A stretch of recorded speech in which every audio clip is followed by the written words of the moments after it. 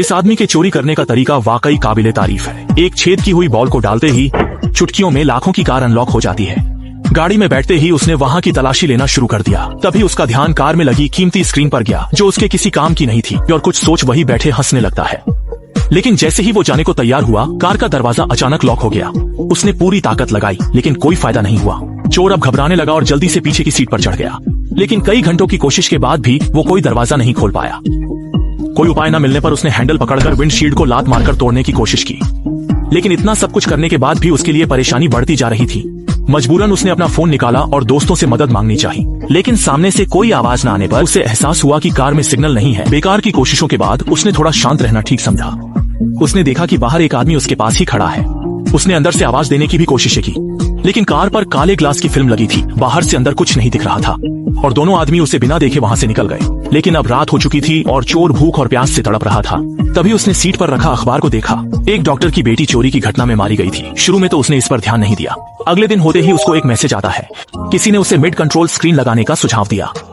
उसे लगा कि शायद उसे कोई बचाना चाहता है और उसने तुरंत स्क्रीन वापस लगा दी।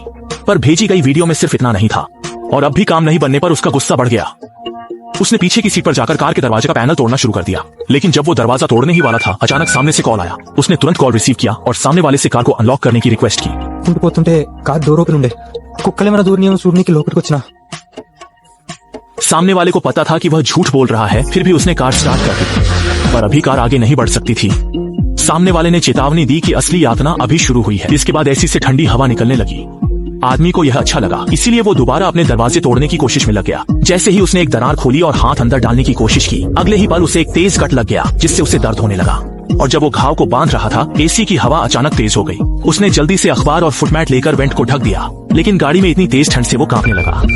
अगले दिन सुबह चोर को उसी सेम कॉल ने जगाया, पर इस बार सामने वाला 30 सेकंड के लिए सिग्नल जैमर बंद करेगा ताकि वो अपने दोस्त को मदद के लिए फोन कर सके। लेकिन उसने नहीं सोचा था कि दोस्त उसकी फंसे होने की बात पर विश्वास नहीं करेंगे। सामने वाले ने बताया कि वो एक डॉक्टर है और कॉल कट हो गई। इसके बाद वेंट से कोई गैस निकलने लगी थी। चोर को नहीं पता था कि वो लॉफिंग गैस है और जोर जोर से हंसने लगा। नशे में उसे गाड़ी के अंदर अपनी पत्नी और वो बैठे नजर आ रहे थे। उसने वादा किया था कि वो चोरी नहीं करेगा और अब उसकी पत्नी तलाक मांग रही है। और अगले ही पल कार में फिर से कॉल आते ही वो जाग गया। आदमी पूरी तरह थक चुका था। उसने सामने वाले से खुद को छोड़ने की विनती की। उसने फोन पर बताए गए सामने के बटन को भी दबाया और देखा। उसे लगा कि अब वो निकल सकता है। तभी टाइम बम देखकर वो चोर उसे सामने रख पीछे की सीट पर जाके एक छेद कर देता है और जब भी कोई बाहर से गुजरता वह पूरी ताकत से चिल्लाने लगता। लेकिन यह सब बेकार था, क्योंकि हर बार जब वह चिल्लाता, कार के अंदर से तेज और कर्कश की आवाज आती। पर बॉम्ब में अब काउंटडाउन शुरू हो चुका था और उसके पास अब कोई रास्ता नहीं।